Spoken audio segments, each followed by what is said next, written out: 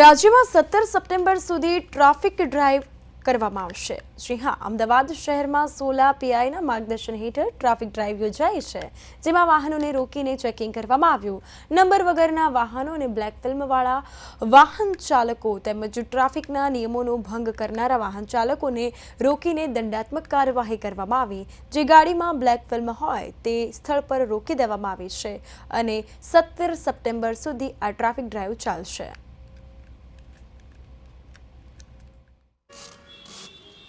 Sola civil જે આવેલું છે તે વિસ્તારમાં સોલા વિસ્તારમાં અત્યારે સોલા ભાગવત બ્રિજ આવેલો છે, ત્યાં અત્યારે બ્લેક ફિલ્મ નીકળવાની કામગીરી ચાલી રહી છે અને અત્યારે તમે જે દ્રશ્યો જોઈ રહ્યા છો કે બ્લેક ફિલ્મ ન હોય, નંબર પ્લેટ ન હોય, તેમની સામે કડકમાં કડક કાર્યવાહી થઈ રહી છે।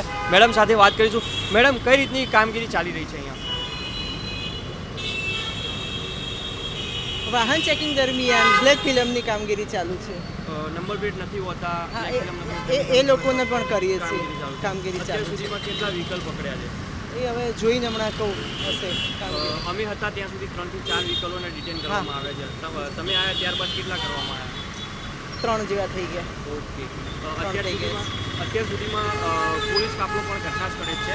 અત્યારે જે પણ વ્હીકલ આવે છે તેમની સામે કડકમાં કડક કાર્યવાહી થઈ રહી છે। જી, જે રીતે મેડમે જણાવ્યું, સાહેબે જણાવ્યું કે અત્યાર સુધીમાં 6 થી 7 વ્હીકલોને ડિટેન કરવામાં આવ્યા છે અને અત્યારે તમે જે દ્રશ્યો જોઈ રહ્યા અત્યારે બ્લેક ફિલ્મ ઉતારવામાં આવી રહી છે અને કડકમાં કડક કાર્યવાહી થઈ રહી છે। જે રીતના અત્યારે તમે જે દ્રશ્યો જોઈ રહ્યા છો તે રીતના બ્લેક ફિલ્મ જે છે તેને બધી બાજુથી જેટલા મિરર હોય ત્યાંથી ઉતારી દેવામાં આવી રહી છે અને તેમની સામે ઈ મેમો અને ફિલ્મ ઉતારવામાં આવી રહી છે। તમે જે દ્રશ્યો જોયા તે સોલા વિસ્તારના છે અને અત્યારે પોલીસ જે છે તે ફૂલ સ્ટાફમાં અત્યારે ઊભી છે અને દરેક વિસ્તારમાં અમદાવાદના ખૂણે ખૂણે અત્યારે ઈ મેમો દ્વારા દંડ ફટકારવામાં આવી રહ્યો છે અને બ્લેક ફિલ્મ ઉતારવામાં આવી રહી છે। કેમેરામેન ધનેશ આચાર્ય સાથે સ્મિત ઉપાધ્યાય।